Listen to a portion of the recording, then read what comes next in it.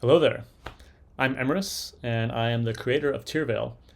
I'm starting this series to keep myself accountable in part, but also to share my experience in developing a indie game, a browser-based RPG MMO, which is a daunting thing to start. I know probably many MMOs have been started in with wishful thinking and not gone very well because there's an immense amount of complexity and feature creep and piling on graphics and everything that people end up doing for MMOs, and that's just compounded by the fact that you have players interacting with players.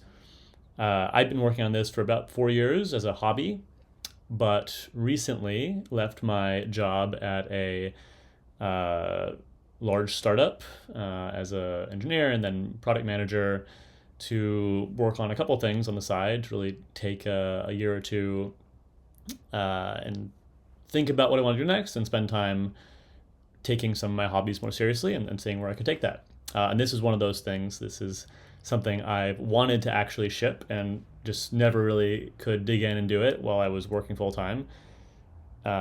Take AI coming in and making things more accessible for indie developers. I thought it was a good time to really try to push it over the line. So since October 2025, I've been digging in on this and a few other things, but this I think more than anything else, and trying to get it shipped. We're pretty close there. I'm part of a few like indie game pitch competitions. I think there's a Blue Ocean Games one that is probably the biggest that I'm the most excited for.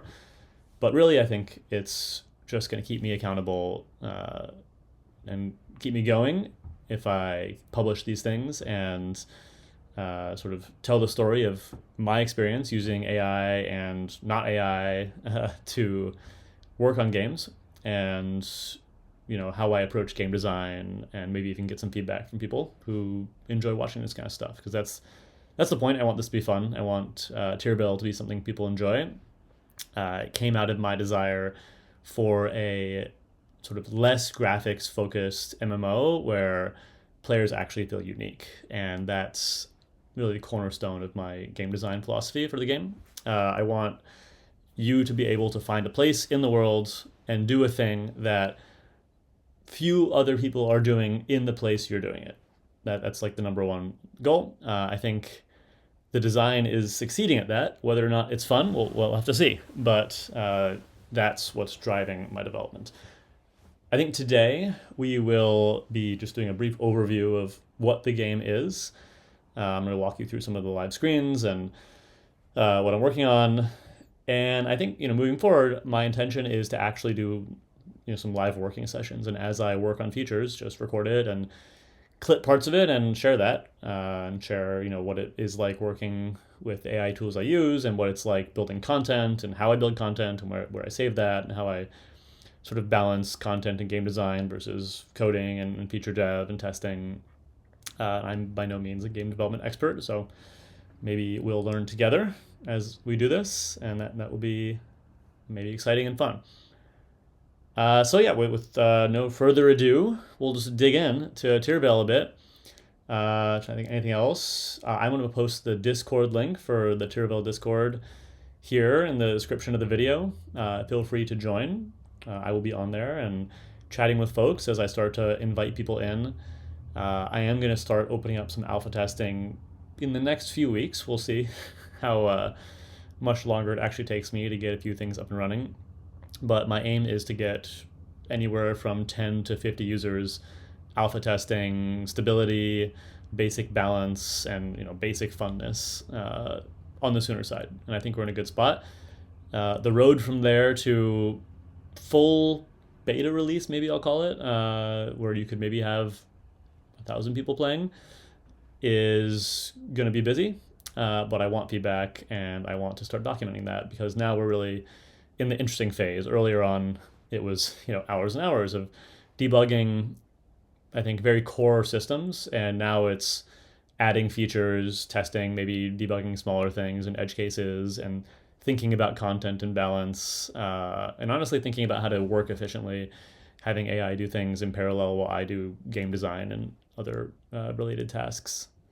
So, okay, I said we were going to get into it. Let's get into it. So, Tirvale, welcome to Tirvale. You're seeing really the main landing screen here. This is where everyone is brought once they've created their character.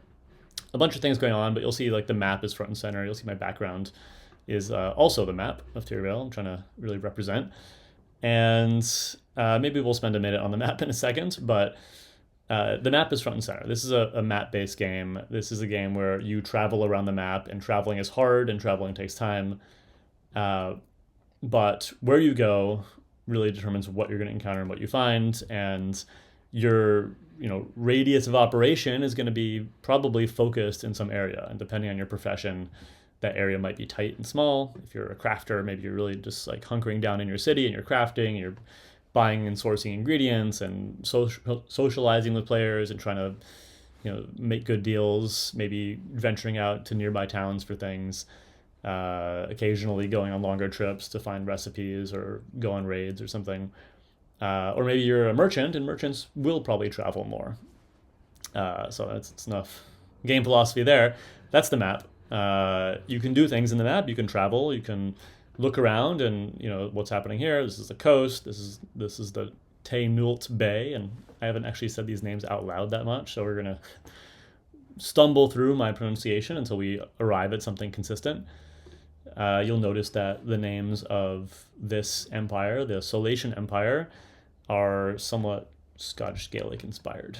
And you'll see some of that around the world. I'm probably borrowing too heavily from different cultures, but I wanted to make a world that seemed diverse and made choices to get there. And that's where we are. So yeah, you can see different things around here. There's a road. Oh, there might have been a wrong pixel there. But yeah, there's a road here. There's a city here. Riogacht, I think is what we landed on for that pronunciation. Cathair Sigith, which is where all players start. Excuse me, at least in the alpha, we'll say. I think I have plans to add a second starting location once it gets a little bigger. You'll notice that there's a red border. That's the alpha border. I can adjust that as I want pretty easily, and it's just you can't go outside the border. You can't do things outside the border. I've only built content inside the border. I think this is going to expand pretty quickly.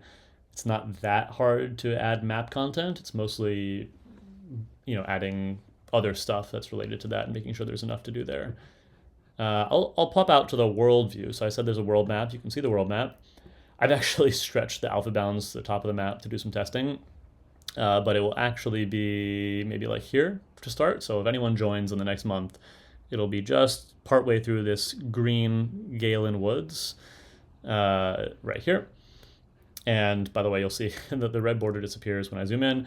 One of the things, and maybe I switch in the future, but this is all basic JavaScript, HTML rendering, Canvas stuff, nothing fancy, no frameworks. I might switch eventually, but the graphics are not complex, and so I wasn't really motivated to do some insane graphics processing. It does mean that sometimes coordinate transforms and things are messy and annoying, and I was trying to get this zoom to work with the red border, and it was just not playing nice, and I am not really a front-end developer, to be honest, so I just didn't do it. And I think that's the key to launching things, is don't beat a dead horse. If you don't need it, you don't need to do it. I will probably come back to this, but the point of zooming is so you can read words, honestly, and the red border is just so you can see generally where it is. And obviously, as you're traveling in the view you spend most of your time on, it's there in the right place. So yeah, that's the border for now. I think in the full release, it will probably, or full release meaning we're out of like very closed testing. Maybe it's publicly open. I think it probably will go down to about here, cut into the mountains a bit more, and maybe up here. The idea being you don't just get the Solatian Empire, but you also get maybe a town and a city from the Sapphire Cities up here, the Sibra Confederacy here, maybe something from the Farsane Empire, maybe something from the Toss Empire. There's a little town here, Madani, that I think will be clipped by the final beta border, we'll call it. Yeah, what about the map? Let's see. the map, I don't want to look at this view because it's hard to read. I'll actually just show you my desktop because that's a nice full version. I've worked on this map for a while. It's honestly, the V0 of this whole thing was a Minecraft mod where I drew a map in Illustrator that was just like colored blobs that were biomes, and then I used that to run a script to spawn different Minecraft biomes that mapped to the colors, all built around the idea that it would create interesting paths and choices for player travel. So do you go through the desert to go the more direct trade route, or do you go all the way around the water and, you know, go a longer distance? It's maybe safer. Maybe you can carry more goods. You know, do you go around the mountains? Do you try to cross the mountains? Certain places there are rivers. There's, you know, forests that make it more difficult to travel. The Salatian Empire is a very well-connected, easy to travel empire. You know, there are roads, there are valleys, it's grasslands, it's very flat. That's their big advantage. But they maybe have fewer really rare resources. That's not going to play out so much in the alpha and beta since that's your primary location, but you'll start to see that, you know, better resources are found in harsher environments. And that was the point of the map originally, and it's evolved over time. The one you're seeing now was built on Incarnate, which is a very fun map building tool. I DM a few, well, really one right now, Dungeons and Dragons game, and I use Incarnate for the battle maps and the map maps. In fact, I use my Dungeons and Dragons game to test the lore of this world. So I actually have run this world in that campaign for about a year now, and have my players there as sort of guinea pigs, and they hopefully will be trying out this game at some point. They're definitely aware of its existence, and, you know, maybe I'll even pull their characters into the game at some point. You'll encounter them. Yeah, but this is the map. This is, I think, where you'll spend a lot of time looking, and, you know, am I going from here to here? Am I trying to make the long voyage, maybe from Cathair down and around through the savannah to Madani, pick up supplies, switch into desert gear, and then do like a caravan straight over, maybe down here to Manan. Maybe. But that's the map. I'm pretty happy with it. I think it motivates me when I come back and see this, because it really feels like the world is alive. So that's the map. I think I do want to talk about game species at some point, but I want to finish going through the game itself. Okay, so Empire View. This is Empire View because it sort of frames half an empire or so, which is the size you're looking at. We looked at Inspect. I'm going to try traveling. So real quick on the right side, I have a few stats. I have health, hunger. You can see I'm messing with my stats using direct database editing. So normally you would not have 7,300 health out of 100 health. You would have 100 or less, but I'm cheating so I can test things. I'm going to travel. So one of the first things I built, and actually you'll probably see the Git repo name here is something like text version, and that's because V2 of this was a Unity build, which became somewhat unwieldy, was also before AI really took off. And I took a break from it for a bit, and then once, you know, AI was more out there, I thought, hey, this could be a cool opportunity to try seeing how easily it can implement a simple algorithm. So I wanted to see, like, how well can it do A star? And for those of you who don't know, A star is a pathfinding algorithm. I actually have a background in robotics, and so that's where I knew it from, although I'm sure it's used in lots of games. And I whipped together, actually took one of my maps, my original Minecraft, just like color blob maps, and had, at the time it was probably ChatGPT's model, whip together some code and write an A star algorithm, and it was great. It worked really well. I tweaked it a little bit. That was, you know, a year and a half ago at this point. But it worked really well, and that actually evolved into this game. I built off of that prototype until I had a web version, and I thought, let's ditch Unity. Let's just do really simple back-end, front-ends.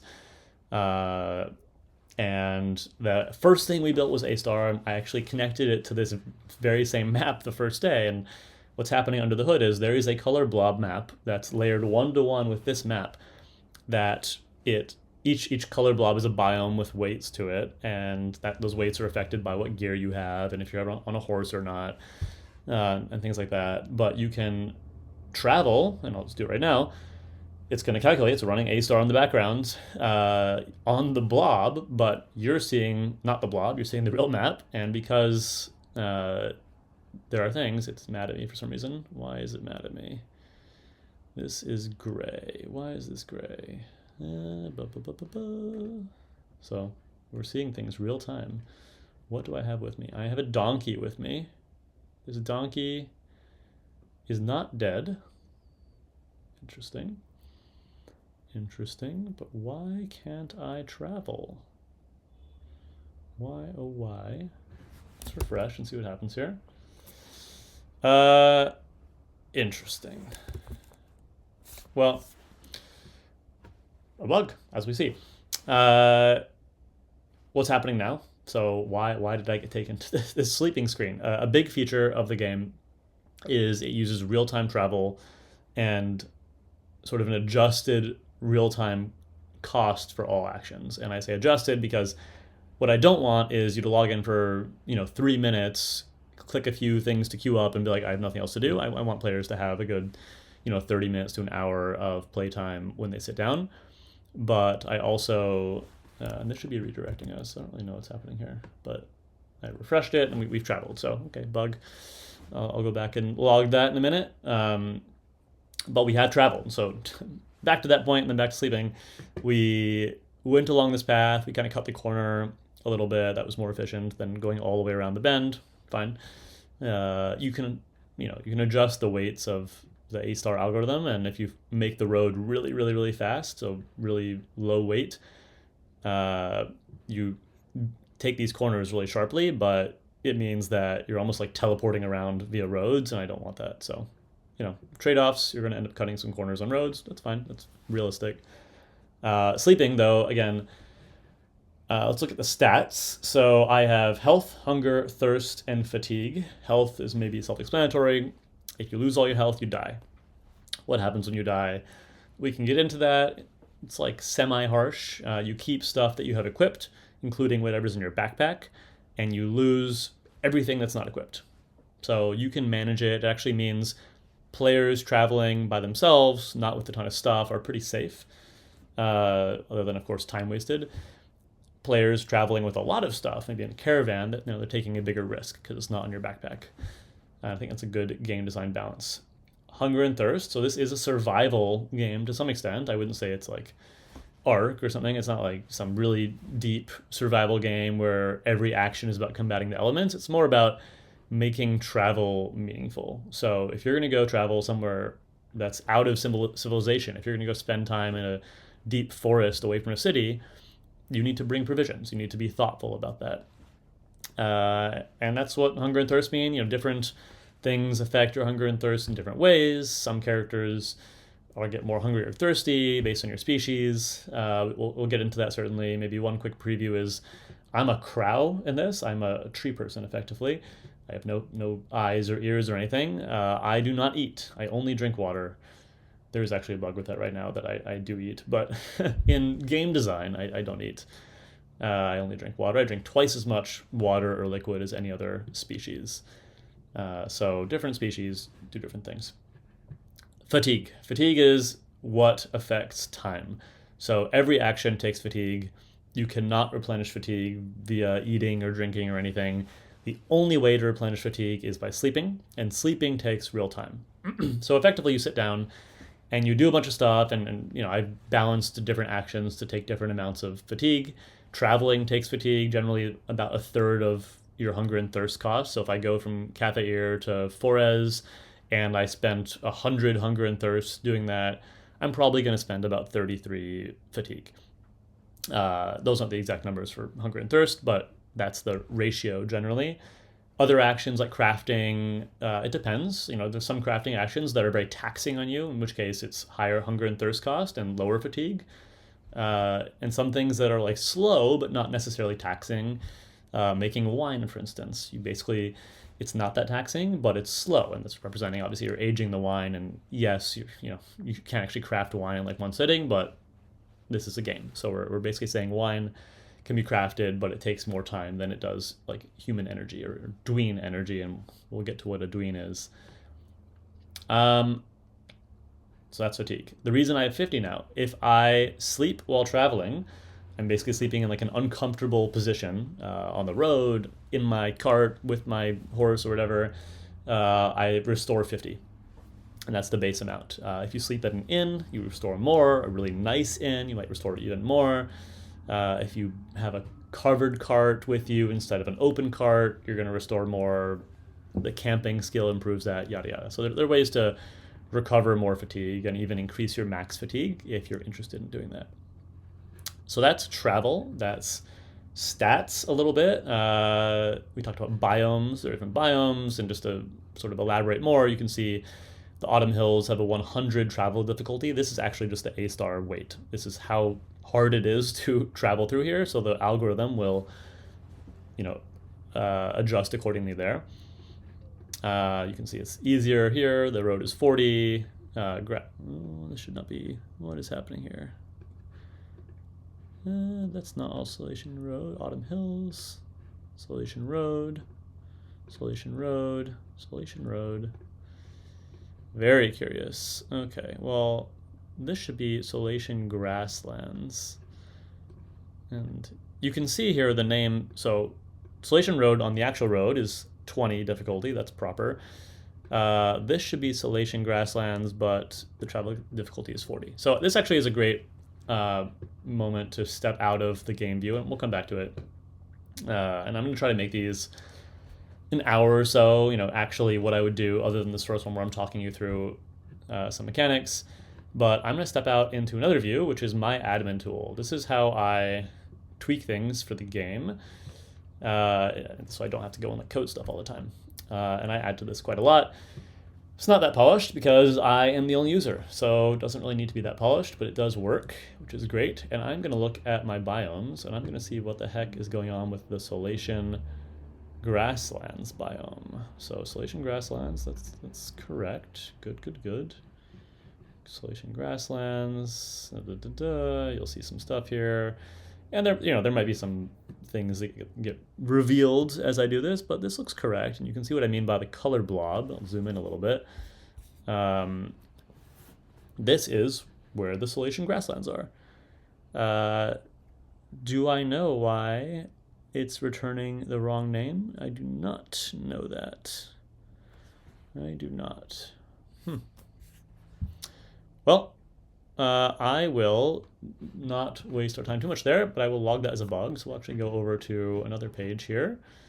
I'm just going to leave this here in my quest page. And I sort of started a new Notion page for these recordings, which is fine. So we had two things we said, right? Traveling with donkey shows clear travel bubbles. And then we also said inspecting Solation Grasslands shows Solation Road but correct difficulty. Okay, great. And we'll come back to some of this stuff. Let's go here. So I saw that, and it's a bug. We'll come back to that. But this tool is very useful. I use it to basically make any new thing in the game, and it makes them as usually JSON objects that live in the server. You can see some other tools here. I have a NPC profile creator, which I use to make NPC avatars. I use a library for most entities in the game called, oh god, I will link it. It's like Universal LPC avatars or something. It was an open source project. It makes nice looking avatars like this. I've gone and created some of my own assets, like this crow's head and their hair, which are leaves myself, but quite a few of the other base assets come from that library, and like the weapons and things do as well. I do hope as we scale this out to make more custom art and do things like for early backers of the game or followers, and maybe if I do a freemium model and I have people pay for custom assets, I think that kind of thing might happen, but for now, mostly out of the box for that. Okay, where are we? How much time have we spent here? Let's do continuing our tour here. So main page, map, traveling, inspecting, zooming. We haven't done local yet, so let's do that. Local zoom is going down to the local level. So the town, sometimes it's like a wilderness encounter. It's like this kind of scale. Some are more zoomed in, some are less zoomed in. And notice you're not walking around. One thing I abandoned after like the second version of the game was the idea that you had to actually walk your character around. I think that's fun. I think it creates a sense of scale, but you sort of have two choices. You can make the entire world a world you can walk in, so build the whole map, like every section of the world is walkable, or you can not and don't walk at all. I feel like going in the middle, like having a character walk around town, but then like fast travel between locations is kind of weird. So I got rid of that in the goal of simplicity and launching faster. And the idea is when I'm here, I can just click on things and interact with them as if I'm walking around. And so this is the market. You can see we have a player market where you can do buy and sell orders. This works effectively the same as like EVE Online works. You can go and place buy and sell orders and do things, fulfill them. Other players can fulfill them. We also have an NPC market. And so another sort of basic game design principle I care about is the world should feel pretty alive and playable without any players. Otherwise, you're going to have this chicken and egg situation that other sandbox games have, where it doesn't get off the ground because it feels dead because there's no players, creating this player economy. So you can basically do whatever you need to do up to, I'm going to call it quality 1, and we'll get to that, by yourself. You can go to the NPC market, which is a market only for you. So all of these things in these quantities only are showing up for you, and someone else can see the same. Someone else will see the same list, but they won't see the same amount. So if I buy a short sword here, I'm going to buy 2 short swords here. You can see now there's 3 left. Another player will still see 5 unless they bought their own. This refreshes at some time frame at each market differently, and each market has different resources. They do tend to share a pool of like general resources that are available, but like certain regions will have NPCs that are selling certain goods that are known for that region, or selling goods that are cheaper or more expensive, based on where we are in the map. So you can buy, you can sell. All your basics are here. You'll notice I said quality. A lot of things here have like a Q0 and a Q1 offering, and the Q1 offering is more expensive. Not going to probably get into crafting today. It's a very, very deep crafting system, but suffice to say there's vertical progression of quality, so you can find higher quality iron or lower quality iron, and you can maintain or even add to that quality throughout the crafting process. So you can end up with, I think, the maximum quality sword you could possibly craft, at least as of now, is like Q6. It might be Q7. And that affects things in like a vertical way, so it just gets better. But then there's also different materials. You can have a copper sword, a copper and iron sword. You can mix them. They share the stats of each material. Are basically applied to whatever you craft, and we'll come back to crafting. But local view, we're here. This is a town with not a lot going on quite yet, but there's the stables. You can do stuff there. I will probably do a more in-depth review of what's going on in towns at some point. I want to save time today for finishing this sort of walkthrough. Sharing my tooling setup. So how am I developing this? Like, what tools do I use? Where do I go? And I think I want to share some of like the way I generate game content too. But other views, so inventory we've maybe looked at, but it's split up into different things. So consumables, anything in here I can eat or drink. So I'm going to drink some of this fresh water, which should refill my thirst, which is at 0. So let's just drink 2 of these fresh water things, and you can see my thirst has increased a little bit. I have some stuff in here that I can equip, which we'll show in a minute. I have just other things. Generally, these are crafting ingredients or raw materials. I've been testing some things with butchering a goose, actually, which is why you see what you see. No structures. We'll get to structures. You can actually basically have your own homestead where you can place buildings and sort of like Stardew Valley-esque farming, not as in-depth in some ways, although the crafting is a lot more in-depth. So different trade-offs. Entities, this is anything that sort of follows you. So animals, carts, boats, NPCs you hire to come with you, like mercenaries. Those are all things that'll be in entities.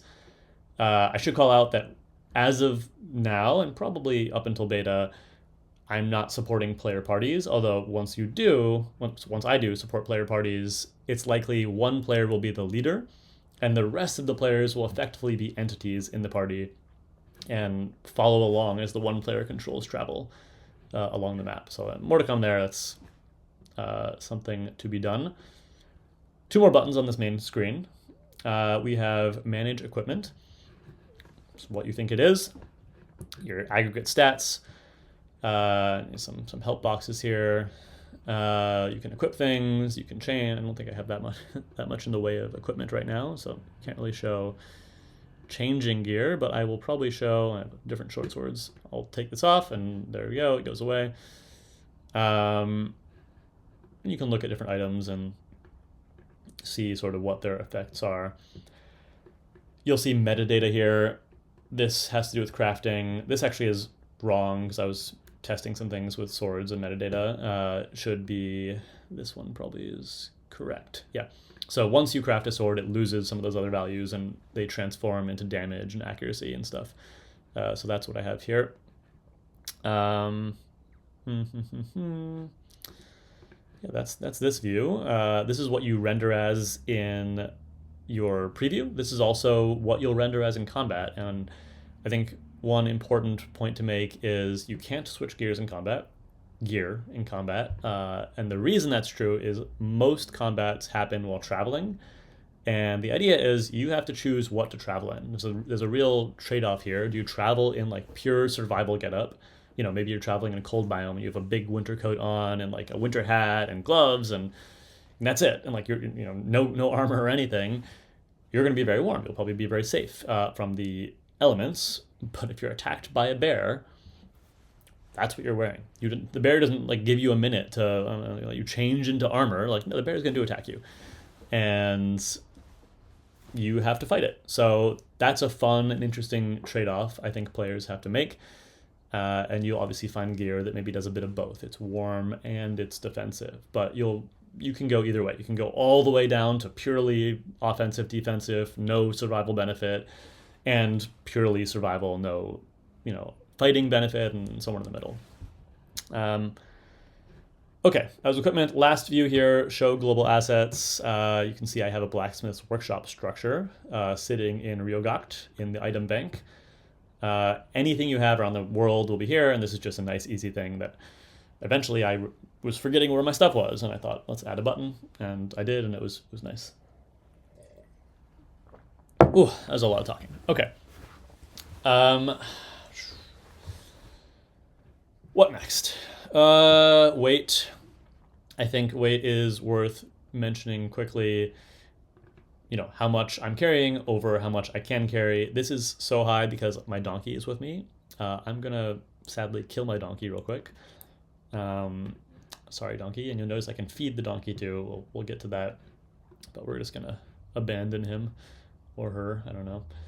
And so now you can see I can't travel because I'm carrying more than double my capacity. So where's my stuff? Let's see. I have this nifty thing, this nifty pie chart to look at my stuff. Okay, basically it's all liquids. So let's deal with that right now. I have so much fresh water. I don't need all of this fresh water. Let's get rid of this fresh water. Okay, goodbye. Let's get rid of this jug of raw milk. Okay, goodbye. And let's get rid of, I have so much milk. Okay, 12 and 8. Great, okay, none of that. 114, I kind of want to get it down a little more. I don't need so many swords. Okay, you can see we have some item images. We're trying to add more as we go. I found some nice libraries of them on itch I bought, which was helpful.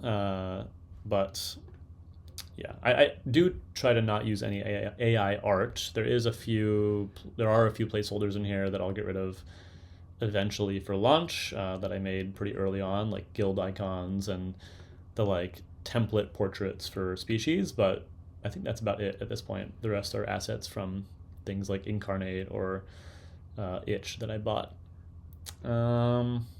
Okay, great. So that's this view.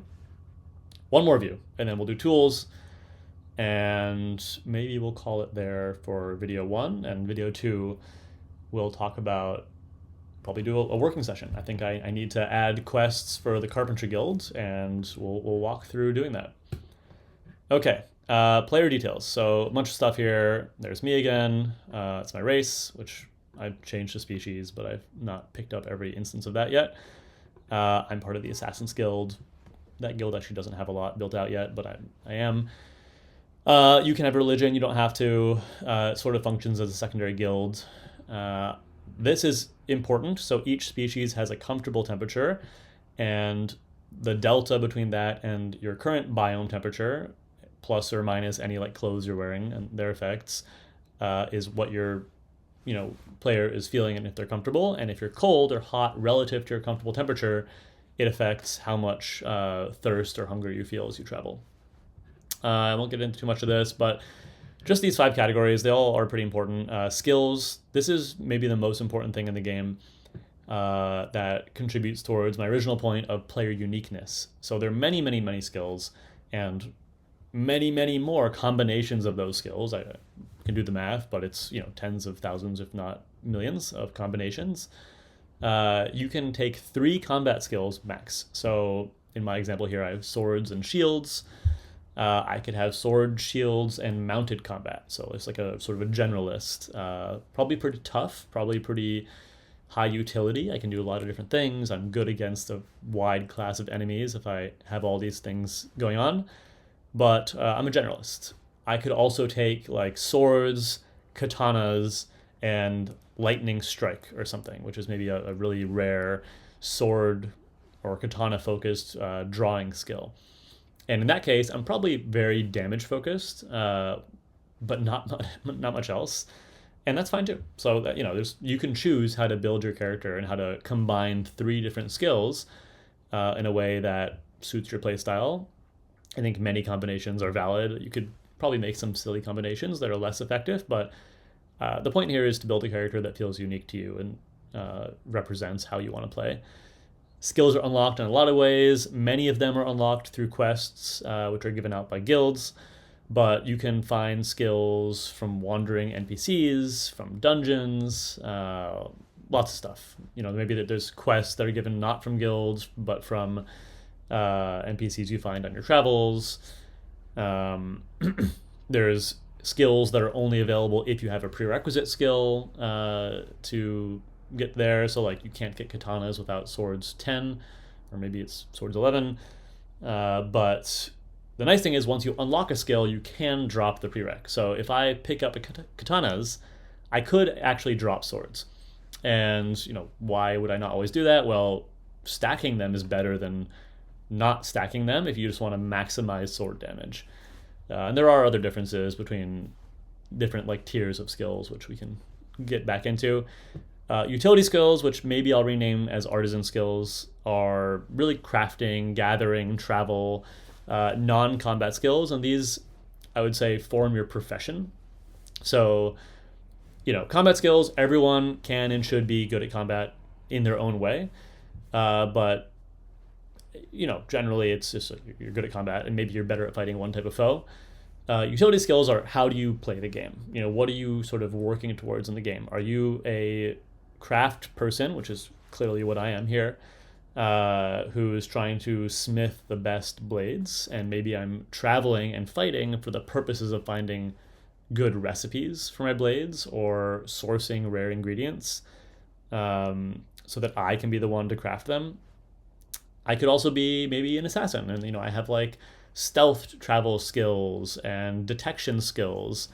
So I'm still fighting. In fact, combat's maybe more of my focus there, and my utility skills are supporting that playstyle.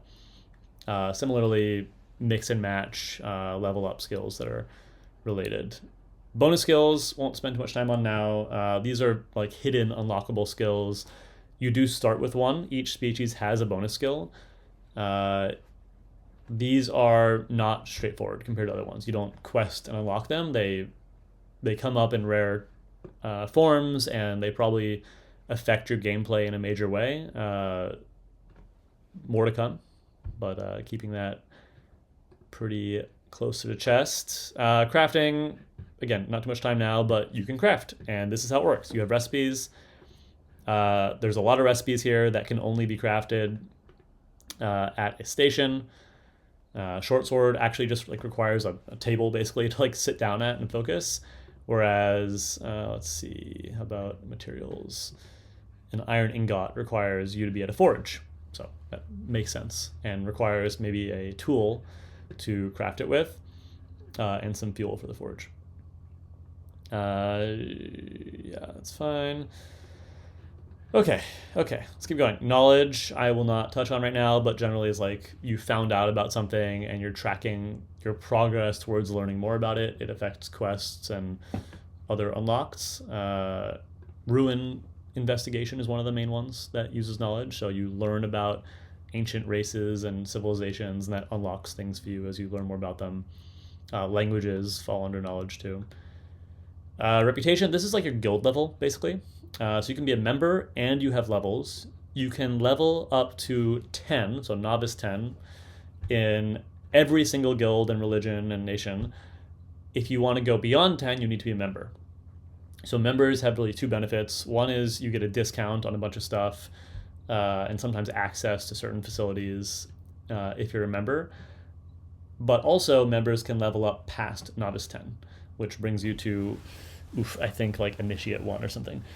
And that's basically saying there's a lot of general content available by doing quest lines for all the guilds at like low levels. But at some point you need to specialize, and that means climbing one of the guild trees, basically. Excuse me. Another instance of trying to force player uniqueness, right? I don't want everyone to be maxed out in every guild. You end up with something like old school RuneScape, which I think is a fun game, but has like very little player uniqueness. Everyone's maxed out their 99 level skills, and that's that. Here, if I'm a max level assassin, I should not be a max level blacksmith. And that's by design. At least in my game. Not in every game, that's fine. Quests. What it sounds like. Generally given by guilds or religions, and they ask you to do stuff and you do them. It's multi-step typically. I think they're pretty interesting, and they're ways to show you around the world. All the initial quests from levels 1 to 10 in most guilds are really tutorial quests. I mean, they can be difficult, especially as you get to higher levels, but they are meant to take you around and introduce you to all the mechanics in the world. Actually, on release, I've only built out levels 1 to 10 of quests for each of those guilds, and I think that's plenty of content for a while. I do have like sketches of plans for levels 11 through 20 that coincide with the world getting bigger. Part of the problem is I can't really add to the quests while the world is so narrow. Okay, water break.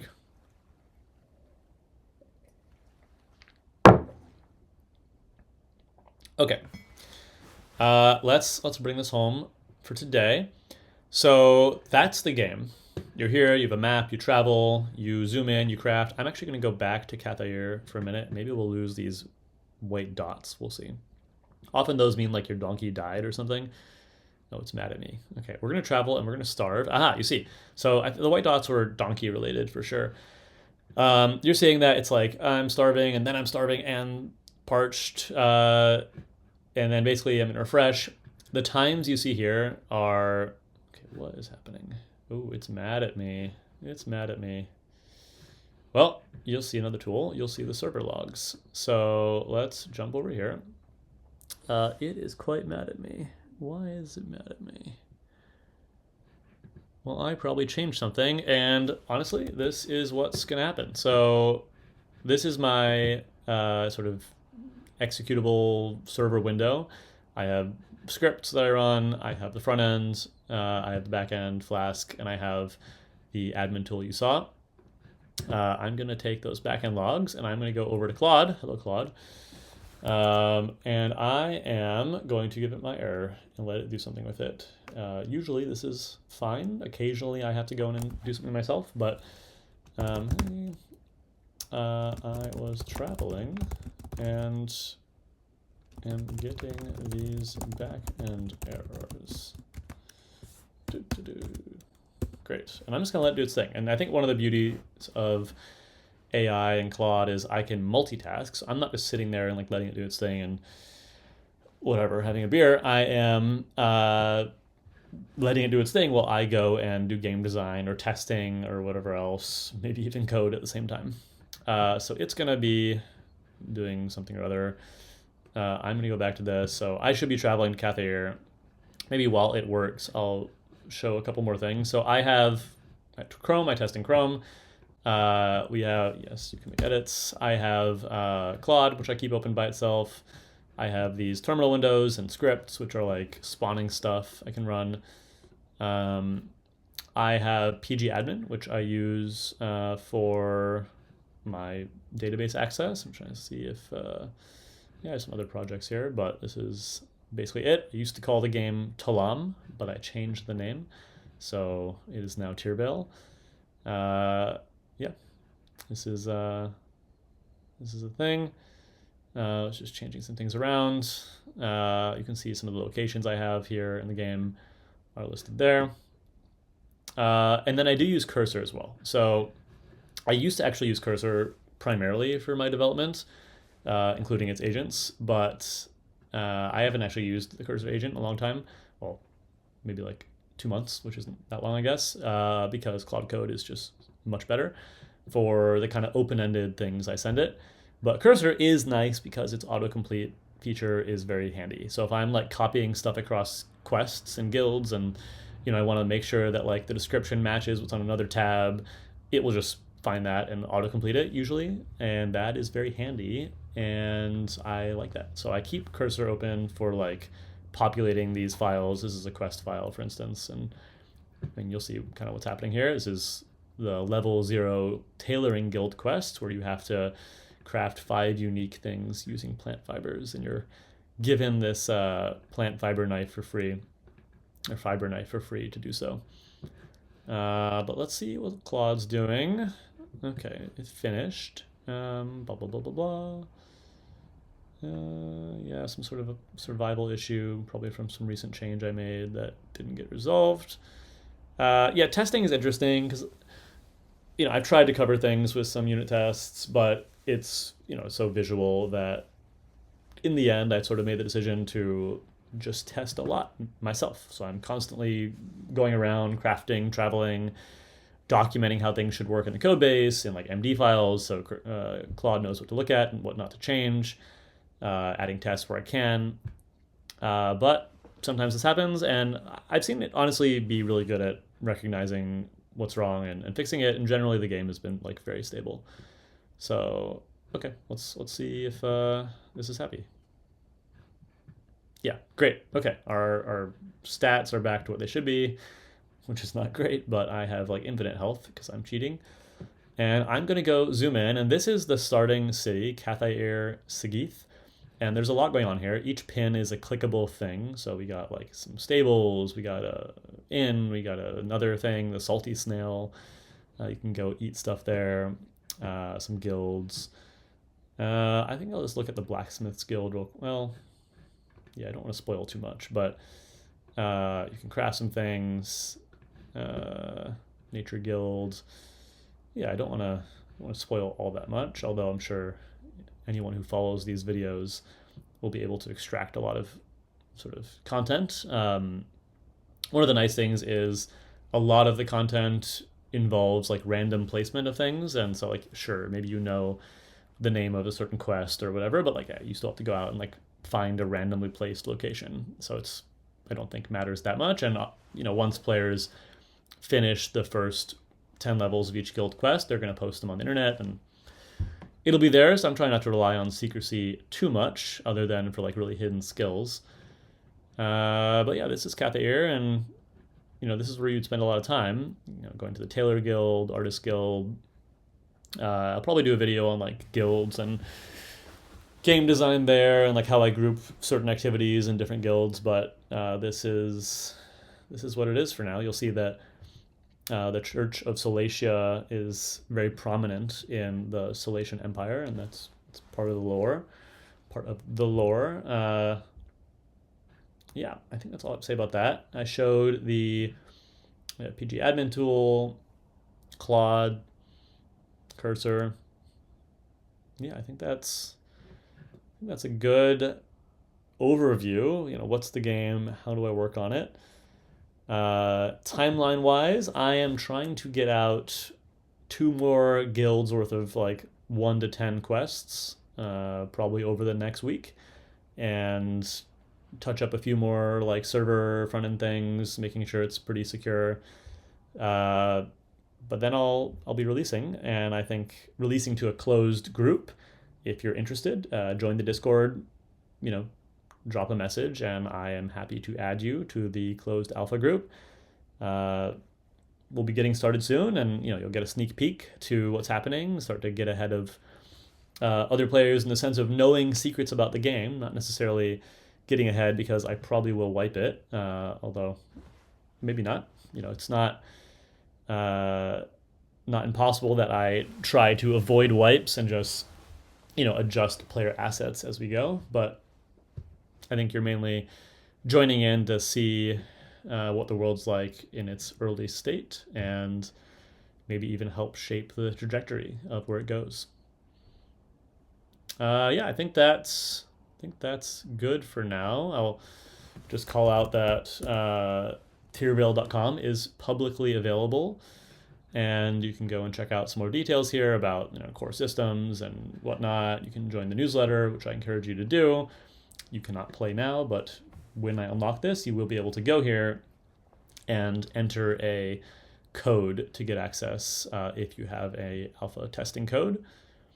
Yeah, and I had mentioned before, there's these different species. Take a look, but we have a few minutes. Maybe I'll go over these as the final thing, since they're pretty interesting, and I'm pretty happy with how unique each species is and how they interact in the lore and the world of Tirvale. So we'd already seen the Solatian Empire. The Solatian Empire is primarily populated by the Solas. I thought I had put pictures here. I guess not. But they have pale skin, pointy ears, and all white hair. Those are their defining characteristics. Tall, lanky. Yeah, that's basically it. Tall, lanky, pointy ears, all white hair. Who knows what else you'll find out about them. They're known to be pretty strong. They're known to have a bit of a superiority complex, and want to spread their religion, the Church of Solacia. Their empire, the Solatian Empire, is a theocracy, and that's them. They're the starting empire, and the fertile valley in the center of the continent. The Klach are, for simplicity's sake, rock people, but they are less, angry rock people, you might imagine, as much as they are sort of sophisticated researchers, rock people.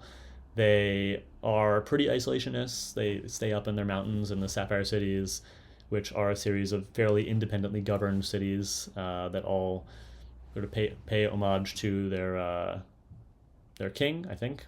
It's been a minute since I looked at their lore. But yeah, they're interested in jewels and gems and sort of the secrets of the earth, which is their thing.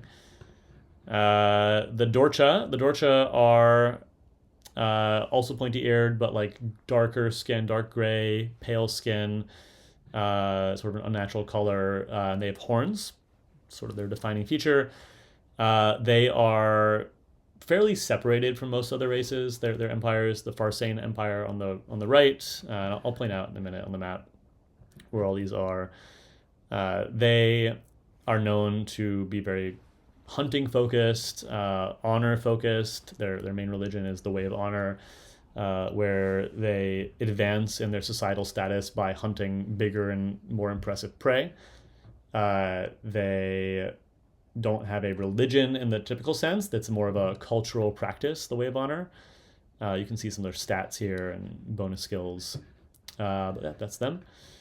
Solas, Dorcha, Toss.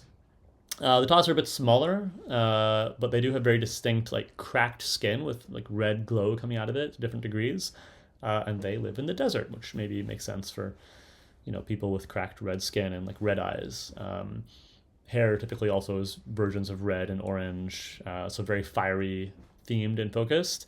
They are very religious. They have 3 main religions that dominate their society, and actually each of their cities is governed by one of those religions other than the capital, which is sort of governed independently and is where the main factions come to meet and do business and talk about governing the overall empire. And last, the Crow. Ooh, what is happening with the Crow? That's not good. Okay, well, something to fix. The Crow, I won't click on them. The Crow are a tree people, suffice to say.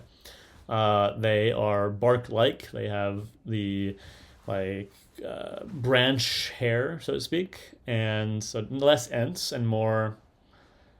Yeah, I don't know. Not ants. They're not like slow, lumbering, giant tree things. They're pretty limber. I mean, they're a bit bigger than the average Dween, which is the common ancestor of all of these races. But they're lithe on their feet, and they don't have eyes or ears or a mouth, but they can speak and hear and see more through feeling vibrations and hearing things than through actual sight. But yeah, that's the Dween. They're probably the most mysterious and non-normal of the races, although I think all of these are pretty non-standard, which is the point. Okay, I will leave you guys with the map, or I will point out some things. This is not the... Well, can I pull up the full map? Well, let's do screenshots. Full map. Great. Let's zoom in a little bit. So up north, Sapphire Cities. This is the territory of the Klotch primarily. Pretty isolationist. You won't find a lot of non-Klotch here. Their cities typically are in the mountains or in hills. The Farsane Empire is pretty large and is made of the vast plains of the eastern continent, but their capital is nestled in these hills over here. So they really do expand out quite a bit, but they don't have the road infrastructure that the Solatian Empire has. Instead, they rely on riding fast mounts across these large distances. The Toss Empire, this is where the Toss live mostly. They're focused more on the southern half of the desert, but they do have a couple settlements and one big city up in and north of the desert. They like the hot area, although again they're mostly south because the desert is inhospitable to everyone, including them. Although there is one faction who believe strongly that the desert is sort of meant to be, and there's honor found in living in and braving the desert. And they're found here in the middle. The Crow are very much to the south and a little isolated as well. Their headquarters, their main city is on this island, Freyam Isle, but they also expand out into some other jungles and swamps in the nearby areas and the archipelagos. They're not isolationists, but it's pretty hard to get there, so you also don't find a lot of foreigners. And lastly, we obviously had mentioned the Solatian Empire earlier, but the Sibra Confederacy is the only empire not really tied to a species. It is an independent coalition of species who got together and formed almost like a meritocracy, a mercantile empire who exists really on the fringes of the Sibrahan Peninsula. This is a sort of known to be a very dangerous peninsula with deep unexplored woods. And so you'll see most of their towns and cities exist on the outskirts, on the water. And so they're a very seafaring empire, but they do venture inside the woods when they can. Mostly, though, it's, they're seafaring, they're mercantile, and it is a melting pot of the other species. I think that's where I'll leave it. If anyone actually made it through this entire video, that's impressive. I look forward to seeing you again, hopefully. My next video probably will be a working session of whatever I'm doing next. So maybe adding one of the guild quest lines, and how do I do that? What's the process? Some of my thoughts around, what items do I include or not? How much content do I cut or not cut to make it releasable? Maybe even see some combat, testing quests, that kind of thing. But until then, thank you, and welcome to Tirvale. Hope to see you in game at some point. Take care.